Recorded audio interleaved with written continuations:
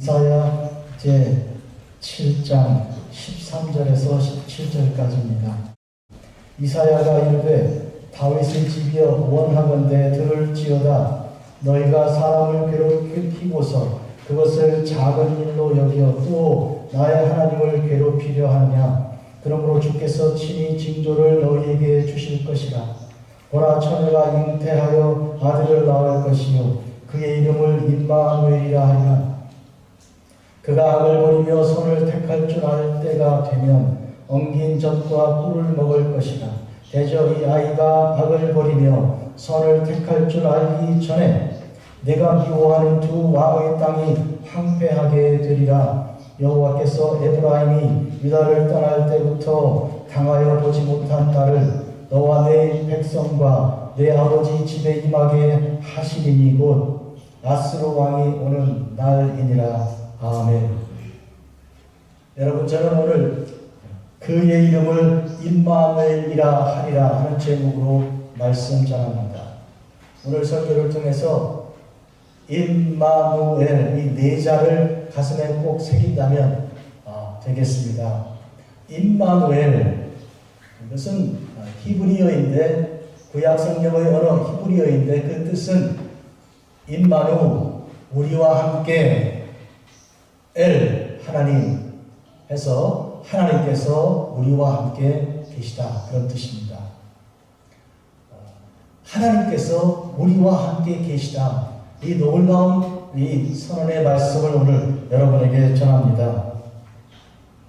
오늘은 대강절 제 세 번째 주일인데, 대강이란 말은 주님께서 오심을 기억하는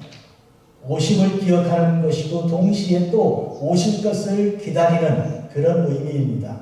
2000년 전에 예수님께서 이 땅에 오셨습니다.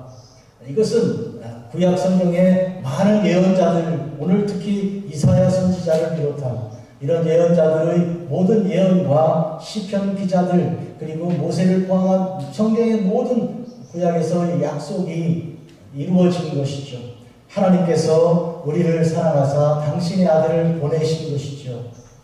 하나님의 아들 예수님은 동시에 하나님이십니다. 삼위일체 하나님이신데 성부 하나님, 성자 하나님, 성령 하나님, 삼위일체 하나님, 그 중에 제2위격인 이 성부 하나님의 아들 성자 하나님께서 오셨으니 하나님께서 우리와 같이 계신 것입니다. 여러분, 이 세상은 험하기 이를 데 없습니다. 전쟁의 소식이 그치지 않고요, 멀리 갈 거 없이 우리의 삶에도 사실은 기쁨이 없습니다. 평강이 없고 사랑도 메말라가고 어쩌면 하나도 찾을 수 없을지 모르겠어요. 그래서 잊어버리려고 사람들이 현실을 잊으려고 그래서 담배도 피우고 마리화나도 찾고 술을 마시고 그렇게 하고 또 여러 가지 각종 오락물에 심취하는 것입니다. 현실을 너무 깊이 생각하다 보면 이 정신이 어떻게 될 것 같은 그런 이 혼미한 세상을 우리가 지금 살고 있지 않아요. 어떻게 사랑이 사람을 그렇게 무자비하게 죽일 수 있습니까? 여러 기계를 사용해서 아주 그냥 교묘한 방법으로, 그리고 사랑하는 마음으로 깊은 사랑 속에 결혼하는데 어떻게 가정의 그 어려운 위기가 작은 것이 가정을 그렇게 깨뜨릴 수 있습니까? 아무것도 아닌 사소한 일로 이렇게 아이들이 거리에 나가게 되고 평생 지울 수 없는 그 상처를 안고 살아가야 하는 것이니까요.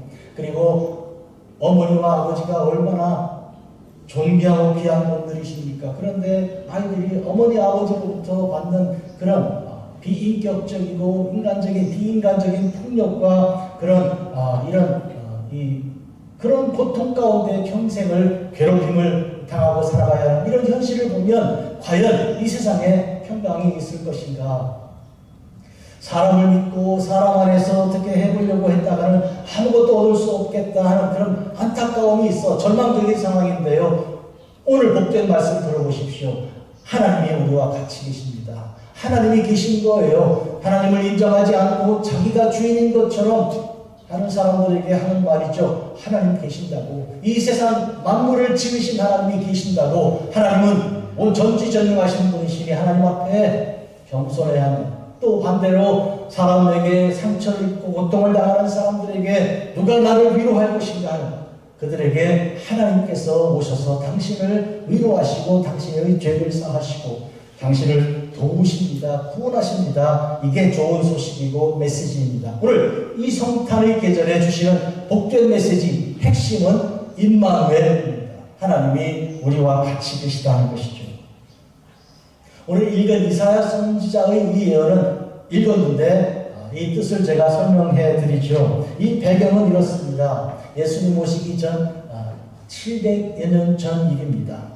700여 년 전에 이 이스라엘이라는 나라는 어떻게 되었는가 하면요, 북쪽 이스라엘과 남쪽 유다라는 두 개의 같은 동족인데 서로 분단되어서 대립하는 그런 구도 속에 있었습니다. 약 분단된 지 100년이 지난 가운데 서로 싸우는 것인데요. 이게 솔로몬이 죽은 다음에 북쪽 12지파 중에 북 10개 지파가 모여 북쪽을 이루었고 땅도 크고 인구도 더 많습니다. 아주 힘도 더 세죠. 그리고 남쪽에 하나 지파, 유다 지파가 있어서 소위 나중에 유대인으로 불리는 그 사람들이 거기 있었습니다. 베냐민 지파가 그 중에 들어있긴 하지만 주로 유다 지파고, 그러니 10개와 하나의 그런 대결 구도 속에 북쪽이 훨씬 강했습니다. 이 100년 동안 이들은 어떤 때는 잘 지내기도 했지만 주로 갈등과 싸움이 있었는데 지금 상황은 뭔가 하니까 이 북쪽의 이 이스라엘이 남쪽 동족인데 유다를 압박하고 공격하고 이렇게 하는 그런 상황인데 혼자 하는 게 아니고 시리아라는 더 큰 나라와 연합을 하였습니다. 그래서 이렇게 되는 거예요. 형제가 있는데 형제가 싸우는데 더 힘센 형이 동생을 괴롭히는데 자기 친구까지 데려와가지고 같이 괴롭힌다고 생각해 보십시오. 형제가 지금 그런 상황인 거예요. 지금 유다가 그런 고통 가운데 있을 때 이사야라는 선지자는 바로 유다에서 예언 활동하는 하나님의 종입니다. 유다 왕은 이때 그 두려움 속에 말이죠. 북쪽이 더 강하고 그 강한데 더 큰, 북쪽보다 더 큰 세력인 시리아와 동맹관계 해가지고 밀고 내려오니 이게 나라가 망하는 것은 이제 시간 문제다. 그래서 왕이 사시나무 떨듯이 떨고 있었습니다. 바람이 불면 나뭇가지가 막 흔들리잖아요. 그것처럼 몸을 떨고 다리가 다리를 서로 부딪히는 그런 형국이에요. 왕만 그런 거 아니라 온 백성이 다 그렇게 하고 있습니다. 이럴 때 이사야가 가서 말합니다. 아니 왜 하나님 안 계신 것처럼 이러시냐. 왕이시여 당신은 왜 그러십니까? 당신이 지금 믿음이 없어서 그런데 하나님을 믿는 믿음을 회복하셔야 합니다. 하나님이 우리와 함께 계십니다. 임마누엘 이렇게 말하고 있는 거예요. 가만히 보면 한반도 상황과 굉장히 비슷하지 않아요? 남북이 분단되어 있고요. 북쪽에 여러 가지가 북이 훨씬 더 강력하죠. 뭐 경제적으로 남쪽이 더 강하니까 이런 얘기 하겠지만 요새 일어나는 상황을 보면 남쪽에 군인들이 있으니까 군인 정신이 살아있는 것 같지가 않습니다.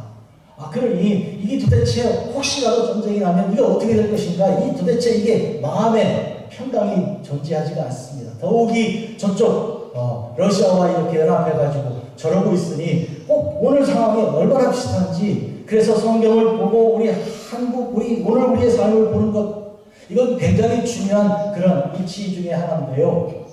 그런데 여기에서 약한 자, 약한 형제인 남쪽에 하나님께서 주시는 이 메시지가 오늘 그렇다면 우리에게 참 시적절한 메시지라고 할 수 있습니다. 그런데 이것은 굳이 한반도에만 국한된 것이 아니고요. 미국 땅 안에 얼마나 많은 분단들이 있습니까? 얼굴 피부색으로 갈라져 있고, 가진 사람과 못 가진 사람으로 갈라져 있고, 여러 가지 생각과 삶의 모습으로 분단 서로 싸우는 형국이 똑같습니다.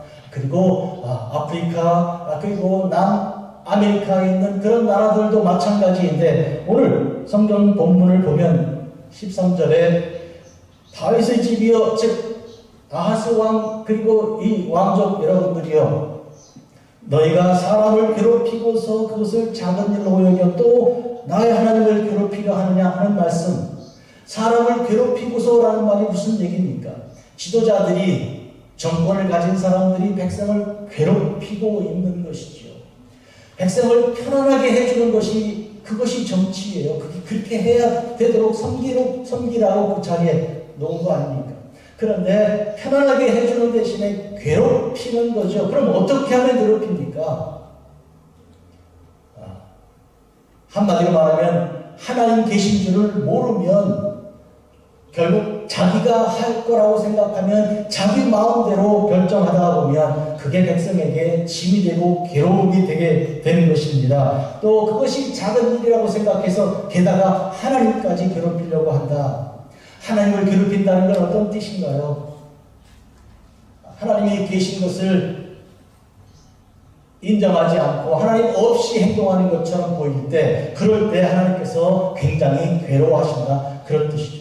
그렇지 않아요? 그 왜 아이들이 들고 뛰고 막 이렇게 하고 서로 욕하고 막 이렇게 될 때 어르신들이 그러잖아요. 너희들 이놈들 여기 집안에 어른도 없냐? 나는 뭐 돌로만들어는 꼬다는 버리자느냐? 이렇게 아주 불쾌하지 않아요. 마치 내가 없는 것처럼 그렇게 아이들이 서로 물고 따고 그렇게 하면 그거 슬픈 일이잖아요. 하나님께서 그렇게 말씀하시는 거예요. 내가 여기 있는데 너희들이 도대체 나를 뭐라고 생각하고 있느냐? 그런 의미에서 하나님이 괴로우신 것이죠. 해서 우리가 히브리서 11장 6절을 한번 들어보십시오. 어떻게 해야 하나님을 기쁘시게 하는지, 어떻게 해야 집안에 있는 어르신들, 할머니, 할아버지나 부모님을 기쁘게 해드리는 그런 집안이 되는지요. 믿음이 없이는 하나님을 기쁘시게 하지 못하나니 하나님께 나아가는 자는 반드시 그가 계신 것과 임마누엘, 또 그가 자기를 찾는 자들에게 상 주시는 이심을 믿어야 할지니라. 하나님께서 우리가 하나님을 찾을 때 무슨 상을 주시겠어요? 상이, 제일 큰 상은 뭔지 아십니까? 하나님의 임재, 하나님이 당신을 주실 때가 이 제일 큰 상인 거예요. 아브라함에게 하나님께서 아브라함 두려웠던 그에게 뭐라고 말씀하셨습니까? 아브라함 두려워하지 마라. 나는 너의 방패, 너를 지키는 방패요. 또 뭐라고요? 너의 상급이라. 누가? 내가. 성탄에 우리가 선물을 주고받는데요. 여러분, 제일 큰 선물이 뭡니까? 내가 선물이 되는 거예요. 내가. 그러니 시장에 가서 타겟이나 코스코에서 살 수 있는 그 뭘 주고 그게 하는 게 아니고 나를 주는 거예요. 사실 이 선물이란 말이 프레젠트 아닙니까? 프레젠트는 같이 있는다는 뜻이에요. 거기 있는다는 게 프레젠트인 거예요. 그런데 대부분 선물은 같이 못 있는 것을 익스큐스 하려고 내가 못 있어서 미안해 그러고 나가서 여행하다가 혼자 여행하고 와가지고 선물 갖다 주는 거예요. 그게 대신 됩니까? 그때 대답은 이렇게 하죠. 나는 이게 필요 없고 당신이 필요하다고. 맞잖아요. 나는 당신 필요하지. 이거 갖고 나 떠나는 것을 익스큐스 하려고 그래. 그건 안 된다고. 그런데 어떤 사람들은, 소수의 여자들은 그걸 더 좋아해요. 이 보석이 너무 좋다고. 속은 거죠. 속는 거예요. 그거. 진짜 되기는 나를 줘야 되는 거예요. 그거 아닙니까? 그게 진짜 프레젠트죠. 그것처럼 하나님께서 상을 주시는데 무슨 상? 당신을 주신. 내가 여기 있다. 그래서 23편에 여호와는 나의 목자이시. 내가 부족함이 없으리다. 그가 나를 푸른 초장에 누우시며 쉴만한 물가로 인도하시고 내가 사방에 심한 골짜기를 다닐지라도 내가 두려워하지 않아. 내가 죽음의 눈앞에 있는 것처럼 보이는 위급한 상황에도 왜 두려워하지 않습니까? 그가 나와 같이 계십니다. 임마누엘 때문에 그게 나에게 평강이 되는 것이죠. 자, 그런 의미에서 하나님 없는 것처럼 행동하는 사람들 가만 보면요. 요새 뉴스를 저는 안 봅니다. 누가 뉴스 얘기하면 제발 하지 말아요. 안 봐요. 왜 그런가 하니까 하나님 없는 것처럼, 벌써 대통령 다 된 것처럼 벌써 이렇게 막 움직이는 거 보니까 너무 싫은 거예요. 이게 도대체 어떡하라고. 하나님 계시다 그러면 할 수 없는 일들이 여기저기 일어나고 있습니다. 해서 우리는 오늘 임마누엘을 선포하는 거예요. 믿음이 없이는 하나님을 기쁘시게 못하니 우리가 하나님 없이 없다고 생각하고 마음대로 하면 하나님께서 괴롭다 이거예요. 백성도 괴롭고 하나님도 더더구나 괴롭고, 이게 지금 예수님 오시기 700년 전 유다의 상황이었습니다. 그래서 예언자 이사야가 나서서 지금 선포하는 거예요. 그러므로 주께서 친히 징조를 14절 너희에게 주실 것이라. 징조가 뭡니까? 하나님 계신 그 징조를 보이겠다는 거예요. 봐라, 하나님 여기 계신 거야. 보라, 처녀가 잉태하여 아들을 낳을 것이요 그 이름을 임마누엘이라 하리라. 이 유명한 말씀 마태복음 1장에 인용되는 말씀이잖아요. 보라, 처녀가 잉태하여 아들을 낳는다. 우리는 여기서 동정녀 처녀가 아이를 낳는 이 처녀 마리아가 얼마나 위대하고 좋은 분인가, 이 초점을 이상한 쪽으로 가는 그게 아니고, 처녀는 원래 아이를 낳을 수 있습니까? 없습니까? 처녀가 없는 사람이 처녀예요. 성경에는 아이를 낳을 수 없는 사람이 아이를 낳는 경우에 대해서 나이가 많은 할머니가 90대 할머니 사라가 아이를 낳은 경우도 말하고 있고요.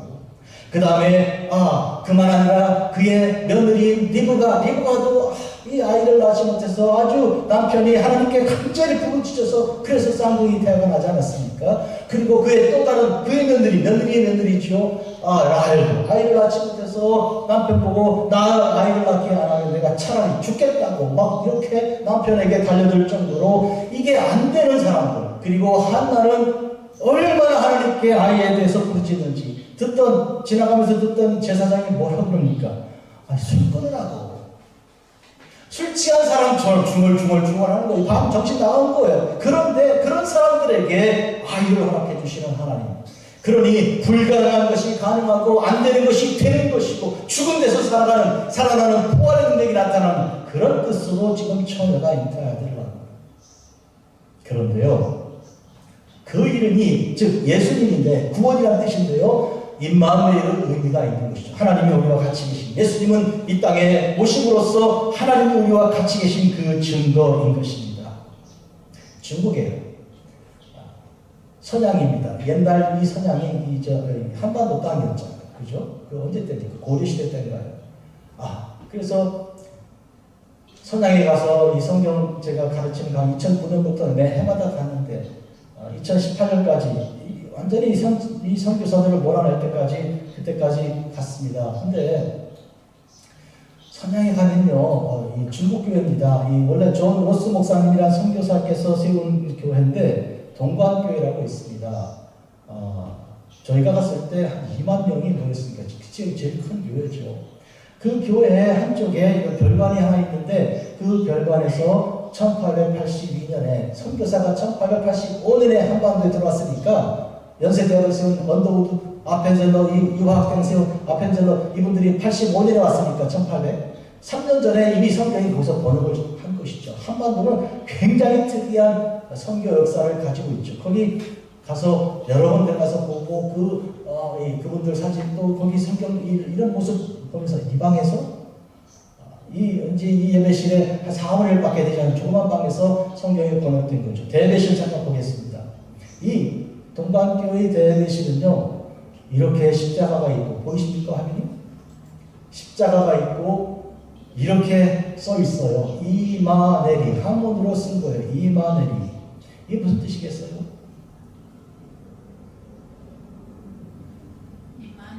임마누엘을 한문으로 음을 따서 이렇게 씁니다. 이마누엘. 하나님이 우리와 같이 계신 거야. 이것은 중국교회의 어마어마하게 중요한 그런 위로의 말씀입니다. 왜 그런가 하니까 지금 현재 중국교회는 많은 교회들이 불타고 그리고 십자가를 끌어내리고 그리고 그 대신 신필 사진을 걸고 이런 일들이 아주 있어서 참혹한 상황입니다. 중국 사람들 아니고 한국 사람들이 모여 예배드리는 교회에도 핍박이 오는데요. 이런 상황에서 믿을 수 있는 것은 하나님밖에 계시지 않으므로 하나님이 우리와 같이 계신 것이 소망이므로 이마누엘이 한 것이죠. 이마누엘. 그 임마누엘입니다.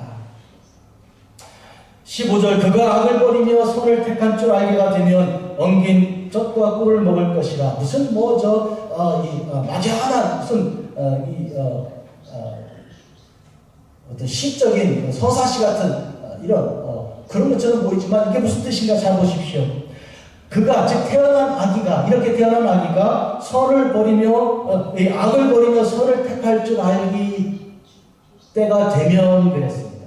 그때 엉긴 젖과 꿀을 먹는다 그랬는데요. 여러분 태어난 아이가 남자아이든지 여자아이든지 말이죠. 이거 악한 거야, 이거 선한 거야, 이건 좋은 거, 이건 나쁜 거 알 수 있는 나이가 몇 살쯤 됩니까, 보통? 여러분 자녀들 길러보셨고 손자, 손녀들 있죠? 제가 1부 예배, 영어 예배 때 제가 물으니까 6, 7살, 9살, 10살 이렇게 얘기하더라고요. 이거 좋은 사람, 나쁜 사람, 나쁜 사람 이렇게 하고 파악이 되는 거 있잖아요. 가르쳐주니까 하는 건데 부모님이 얘기 안 해줘도 말이 스스로 아니 가면 안 돼. 아, 이 가면 되겠네? 해야 되겠네? 이런 거 알 수 있는 나이가 몇 살이에요? 예? 4살이면 안 돼요. 아니, 굉장히 조숙하신데요. 우리가 그걸 소위 철든다 그래요. 철든다고. 정신 들어서 누가 뭐라고 안 가르쳐줘도 스스로 아는 그런 나이가 되는 거죠. 보통은 한 7, 8세나 한 10살 정도 가면 철이 들지요. 어떤 분은 뭐 철들자 노박된다 하는 분도 있지만 대체로 7, 8세나 10살 지금 얘기가 그겁니다. 이 아이가 선을 선택하고 악을 버릴 때쯤 되면 어떻게 되냐고요? 젖과 꿀을 먹을 것이다. 젖과 꿀을 먹는다는 게 무슨 얘기입니까? 여러분 젖은 뭐예요? 어디서 나와요? 소, 양, 그리고 염소 이런 데서 나잖아요. 그러니까 젖 먹는 게 흔할 거라더만 누구든지 그 마시는 거. 우리 옛날 어렸을 때 우유가 희귀해가지고 저는 초등학교 6학년 때 처음 우유 먹었는데 미국에서 온 그 분유를 타가지고 먹었는데 쫙 가서 설사하는 거 아니에요. 먹어본 적이 없으니까. 그런데 지금은 젖을 아무나 먹는 시대가 온다 그런 얘기. 그 다음에 꿀은 뭐예요? 꿀은 어디서 납니까? 예? 벌에서 나죠. 벌이 괜히 뭐 꽃 없는 데 옵니까? 꽃이 있어야 오죠. 꽃이 있어야 나비가 오고 벌이 오잖아요. 자, 그러니까 지금 무슨 얘기인가 하면 길이 있고 나무 도성이 있고 성이 있고 이 성체가 있어서 막 이렇게 사람들만 사는 데가 다 망해가지고 무엇이 됐다? 풀밭이 됐다는 것이고 풀밭에서 뭐가 올라온다? 꽃이 막 올라와서 그래서 양도 소도 염소도 막 늘어서 막 젖을 많이 내고 또 뭐예요? 벌도 막 어마어마하게 와가지고 벌이 막 꿀을 막 친다는 얘기예요. 이 말은 무슨 얘기예요? 망한다는 얘기예요. 폐허가 된다는 얘기예요. 제가 언젠가 다큐멘터리 하나 봤는데 맨하탄에 인간이 그대로 사라지고 얼마 있으면 맨하탄이 폐허가 될 거냐. 이거 다큐멘터리 보니까 정말로 우습더라고요. 얼마 안 돼서 10년, 15년, 20년 만에 다 쓰러져가지고 풀이 막 올라오고 흔적도 없이 되더라고요. 그런 것처럼 오늘 우리가 이 상황을 지금 그러니까 7, 8년 혹은 10년 이후에는 그런 일이 벌어질 거라고 이야기하고 계신 것이죠. 16절 대저 이 아이가 악을 버리며 선을 택할 줄 알기 전에 다시 한번 설명하는 거예요. 택할 줄 알기 전에 내가 미워하는 두 왕의 땅이 황폐하게 되리라. 이 남유다의 왕에게 말하는 거예요. 자, 봐라. 내가 미워하고 내가 무서워하는 두 왕이 있지. 누구예요? 북이스라엘의 왕이 있고 그 다음에 같이 야합한 시리아의 왕이 있잖아. 그 두 왕의 땅이 황폐하게 될 것이다. 이거를 하나님께서 무엇으로 보여준 거예요? 징조로 보여준 것이죠. 이게 왜 징조가 됩니까? 하나님이 여기 계신 징조가 무엇인가요? 유다로서는 할 수가 없기 때문에 그런 것이죠. 저 사람들, 저 대군, 저 군사력 아무도 할 수 없는 거예요. 인간이면 도대체 가능하지 않아서 그래 왕부터 떨기 시작하는 거 아니에요. 그런데 걱정하지 말라고 징조를 보일 거라고. 처녀가 아이를 낳는 징조. 근데 그 처녀가 아이 낳은 그 아이가 7, 8세 혹은 10살이 되기 전에 내가 미워하고 무서워하는 두 나라의 왕이 그렇게 그 나라 땅이 그렇게 황폐하게 되어서 풀이 막 올라와서 그 염소와 소와 양에서 나는 그 젖을 누구나 먹을 수 있고 그 다음에 수많은 벌들이 날아와가지고 낸 그 꿀을 누구나 쉽게 먹을 수 있는 그때가 곧 온다고 그런 뜻이죠. 실제로 그 일이 일어났는데요. 하나님께서 시리아와 이 북이스라엘이 연합한 것보다 더 강한 나라를 일으켜 세우신 것이 아시리아입니다. 아시리아를 하나님이 그렇게 쓰셨다. 이 17절 마지막 절에 나옵니다. 보세요. 여호와께서 에브라임이 유다를 떠날 때부터 에브라임은 북이스라엘 대표 지파입니다. 한마디로 북쪽이 남쪽으로부터 떠날 때부터 다시 말해 솔로몬이 죽은 다음에 나라가 갈라진 거 아니죠? 갈라진 거잖아요. 그러니까 지금부터 이 말이 예언이 선포될 때부터 100년 전에 우리 한반도로 치면 남북이 분단될 때부터 그런 얘기예요. 당하여 보지 못한 나를 너와 내 백성과 내 아버지 집에 임하게 하시니 그 뭐예요? 한 번도 경험해 보지 못한 어마어마한 일이 일어날 것인데 곧 아수르 왕이 오는 것이다. 그런 거 아닙니다. 하나님께서 아수르 왕을 도구로 삼아서 지금 그와 같은 일을 평정을 시킬 일이 생길 것이다. 한 번도 당하여 본 적이 없으니 이게 하나님께서 하신 거 아니고 누가 하긴 한 것이겠어. 그러니까 이게 징조가 된다. 사람이 할 수 없는 일을 하나님께서 하시니까 이거는 징조가 된다. 그런 뜻입니다. 이런 의미에서 저는 잠깐 여러분에게 이 말씀을 드리려고 그럽니다. 지금 이사야는 아하스 왕 벌벌 떨고 있고 그 잘못하는 그러니까 두려워하지 말고 하나님을 믿고 당당하게 하면 누가 편해요? 하나님을 믿고 정치를 잘하면 누가 편하냐고? 백성이 편하죠. 예? 왕이 든든하게 하나님 믿고 그렇게 하면 백성이 편한 거예요. 근데 백성이 지금 어떻다고요? 굉장히 괴롭거든요.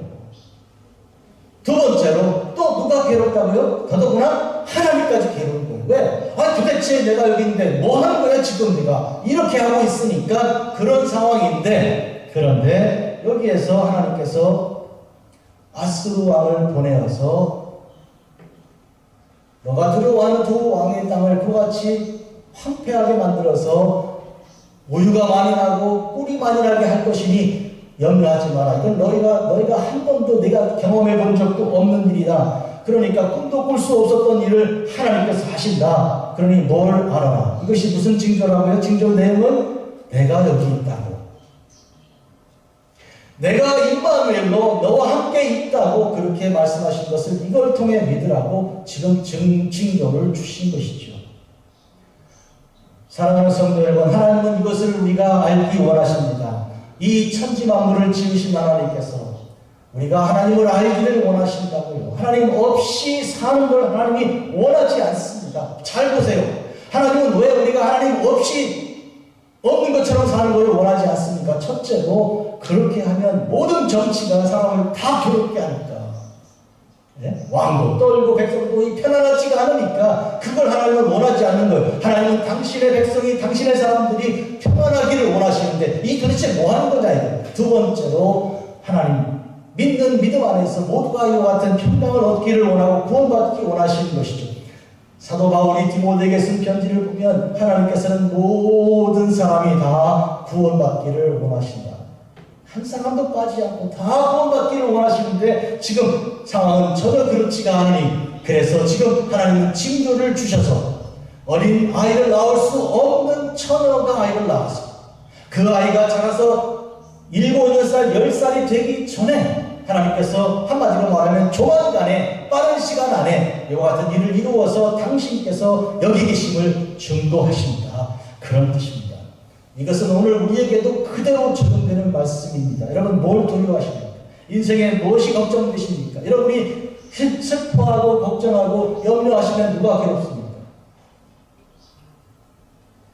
장로님, 권사님, 여러분이 밤낮 인상 찌푸리고 이렇게 괴로워하고는 누가 괴로워요? 아이들이 괴롭죠. 우리 부모님 눈치 보고 있는 거 아이들. 웃을 일이 있어도 웃지도 않아요. 왜? 어른이 저러고 있으니까. 숨어서 지들끼리 피득거리죠. 이게 도대체 집안입니까? 그러니까 부모가 잘못하면 자식들이 괴롭다. 똑같은 얘기예요. 다음에 누가 또 괴롭습니까? 부모가 잘못하면 하나님이 괴롭죠. 도대체 나는 네가 부모 노릇을 잘하면 좋겠고 너희 가정이 화목하고 행복하면 진짜 좋겠는데 왜 이게 안 이루어지냐? 아이고 답답해. 이러면서 징조를 보여주시는 거예요. 징조. 무슨 징조? 그게 뭐예요? 예수님을 보내주신 거. 예수님 보고 예수님 믿고 내가 임마누엘로 여기 있는 걸 믿어라. 그리고 샬롬 평안을 회복해라. 하나님 뜻입니다. 하나님이 이렇게 원하시는데 여러분 그거 이해 못하면 되겠습니까? 쓰겠습니까? 이제 내가 알았다. 하나님이 내가 이렇게 하나님을 알고 이렇게 서로 화목하고 사랑하는 것을 하나님이 원하신다면 어떻게 도와드려야지 뭐. 아니에요? 도와드려야지. 근데 내가 뭐 힘 있어요? 뭘 어떻게 도와드려요?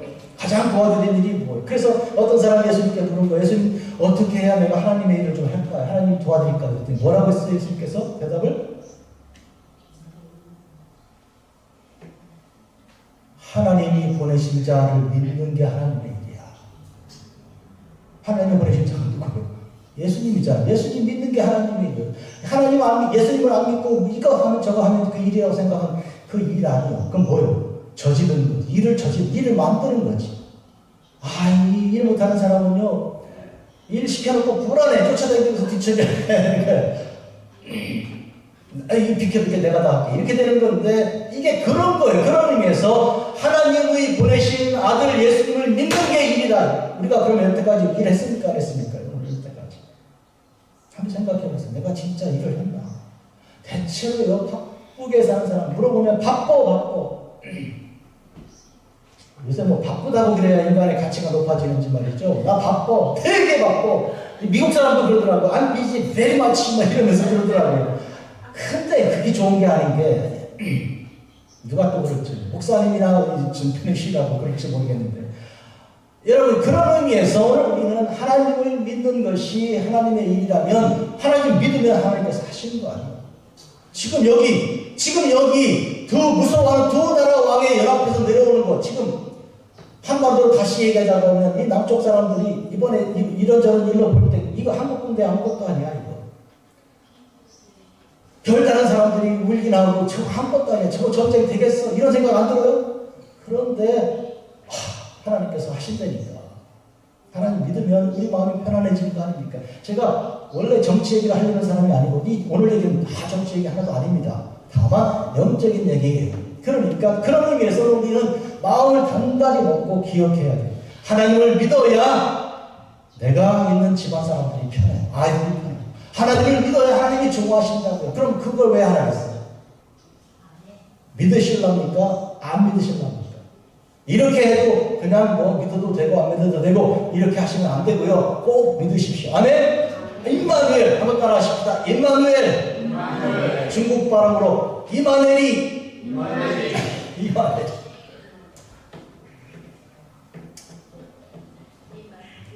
톨스토이가 어떤 친구에게 편지를 썼는데 붙이지 않았어요. 안 붙인 편지가 있는데 한 토막에 이런 내용이 들어있어요. 예술가의 목적은 어떤 문제를 반박할 수 없도록 해결하는 데 있는 게 아니다. 예술가는 뭐 자기 같이 글 쓰는 사람 포함하고 그림 그리는 사람이나 이런 예술가를 얘기하는 거예요. 순수 예술이죠. 도리어 모든 셀 수 없는 지칠 줄 모르는 현상들에도 불구하고 자꾸 문제가 올라오는 그 모든 문제에도 불구하고 사람들의 삶을 사랑하도록 도와주는 일이다. 그러니까 만약에 소설가가 소설을 써서 이걸로 어떤 정치 목적을 이렇게 하는데 쓰임받도록 한다면 이거는 폴리티컬 프로파간다라고 해요. 정치적 선전글이라고, 선동이라고 해요. 그런 것은 생명이 별로 없습니다. 그때만 지나면 다시 그것은 땅에 파묻혀버리는 거죠. 그러나 톨스토이의 글처럼 이와 같이 오래 영원히 가는, 그래서 인간은 인생을 짧고 예술이 길다고 그러면 그 긴 예술에 대한 특징이 뭔가 하면 시대의 조류에 흘러가는 게 아니고 그것에 관계없이 모든 상황에서도 사람들이 인생을 사랑하고 하나님을 사랑할 수 있도록 도와주는 그런 작품이어야 한다는 그런 뜻이에요. 저는 교회 목회도 그렇다고 생각해요. 목사로서 오늘 이 시간 이 설교가 어느 시대의 어느 한 정치의 한 모습에 아부하거나 거기에 부합하는 게 아니고요. 여러분이 어떤 시대에 어떤 모습으로 미국에 한국에 지금 시대 다음 세대 그 어떤 모습으로 살더라도 일정하게 바람이 불고 비가 몰아치고 땅이 지진이 흔들린다고 해도 여러분들이 변함없도록 일정하게 갈 수 있는 그와 같은 아름다운 사랑을 여러분이 가질 수 있도록 오늘 설교하는 것, 그게 주님의 목적이고 그게 사랑입니다.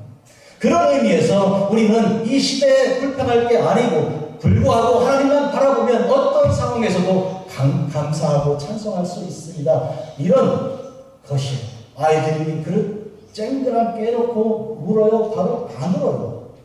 부모님 눈치 보는 거예요. 지금 울 때인지 안 울 때인지 부모님부터 보는 거예요.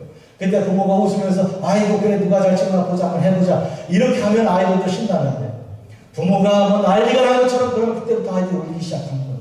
그런 의미에서 여러분에게 주신 아름다운 몫이 있잖아요. 그 사명이 그 섬기는 사명인데 그것이 부모가 되고 혹은 어떤 마을에서 혹은 어떤 지위가 있다 하더라도 그것이 여러분이 하나님을 믿는 믿음이 있을 때 남을 괴롭히는 일이 아니고 서로 기쁘고 평강을 나누는 일이 되는 것을 꼭 기억하시기 바랍니다. 저는 부모 자식 얘기를 했지만 남편 아내도 마찬가지로 서로 눈치를 많이 보고 있는 거예요.